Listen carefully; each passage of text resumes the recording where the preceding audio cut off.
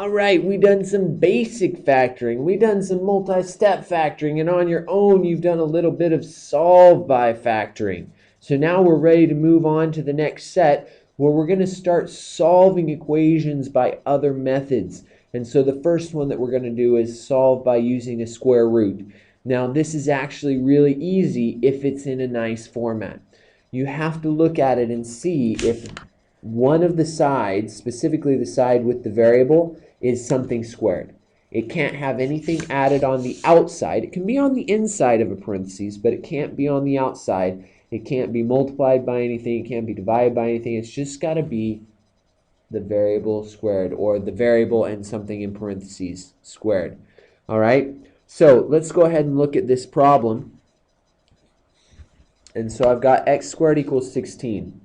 Now, we know that algebraically, we can take any situation and we can get rid of things by doing the opposite, right? If x is being multiplied by 2, we can divide by 2 and that will isolate x. If it's x plus 3, we can subtract 3, which then allows us to get x by itself. So if x is squared, what is the opposite of squaring x? Well, it's the square root. You take any number, square it, and then take the square root again. It's going to take you back to the original number. So the square root and the squared are opposites, or inverses. They do exactly the opposite thing to your variable. So let's do that. Let's take x squared and square root it, and then we're going to take the 16 and square root it as well. And you'll notice that the square root and the squared cancel each other out, which on this side leaves you with x. On this side, we have the square root of 16. Anytime you take the square root of a variable, the answer will be both positive and negative. Now, at this point, you could rewrite square root of 16, but we know the square root of 16. The square root of 16 is 4. And so x equals 4 or negative 4. Now, it's perfectly fine to leave it in this format right here, as long as you don't have to do any math with it. If we're going to have to add something or subtract something or multiply, it is actually important that you separate it into two pieces. All right? So let's move on to number 2. Now that we've got the basic idea, it should be a little bit easier to just kind of cruise through these. Again, you notice that it's just something squared on this left-hand side. So let's go ahead, take the square root of both sides. The root and the squared cancel each other out, which leaves me with an x on this side. And then on the other side, we've got the square root of 80. Now, I don't know what that is right off the top of my head, so I'm just going to write down plus or minus square root of 80. Now, we learned in class, in the first set actually, the first and second set, how to simplify square roots. So we're going to simplify square root. So 80 is 8 times 10, and then 8 is 4 times 2. And 4 is 2 times 2, and 10 is 5 times 2. So if I rewrite that, I've got 1, 2, 3, 4 2's, and then a 5. All right, so that is the square root of, if I look at my pairs, 4 times 4 times 5. So I can take the square root of 4, that's 2. I can take the square root of that 4, that's another 2. But I can't take the square root of 5, so that's going to stay inside. So that's 4 root 5.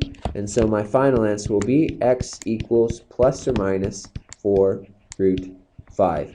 My answer is a simplified radical.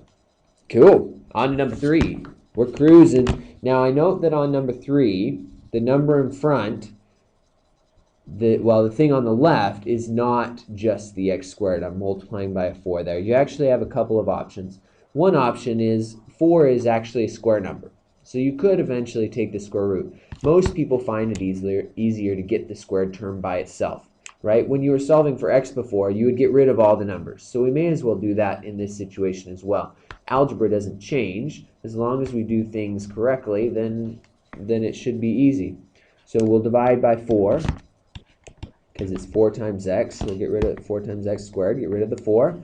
So those cancel out, leaving me with x squared equals 25. And so from that point, we can take the square root of both sides. And so we've got x equals, square root of 25 is 5. And of course, since I took the square root of a variable, it's x equals plus or minus 5. cake, right? Let's move on to the next one. Again, I got that number in front, so let's divide, get rid of it, get it out of the way. And so if you divide by that, they cancel out. So I'm left with x squared on this side. 60 divided by 3 is 20. So then I'm going to take the square root of both sides. The square root and the squared will cancel out, which leaves me with x on this side equals, and of course, plus or minus root 20. Now I know that 20 is 4 times 5, so I did the tree method on number 2. Number 4, I'm just going to break it up into perfect squares. I know that 20 is the square root of 4 times 5. 4 times 5 is 20. I can take the square root of the 4.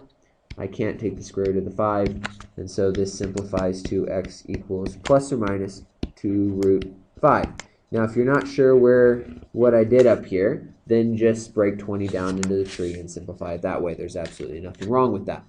All right, let's go on. But the focus here is solving using the square root, so I'm not taking a lot of time on the radicals. So x squared equals 18. Take the square root. Hopefully by this time you've kind of figured that out. So we'll take the square root. We're left with x equals plus or minus root 18. Remember, every time you take the square root of a variable, you need to write it as plus or minus. So then we need to take the square root of 18.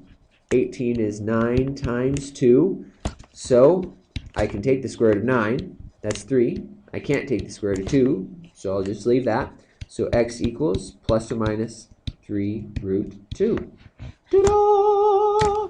Now, last one, number 6. Now, the last one I made easy, just in case you actually got to number 6. So take the square root. The square root and the square root cancel out. That leaves us with x. Square root of 25 is 5. And, of course, it's plus or minus. There you go.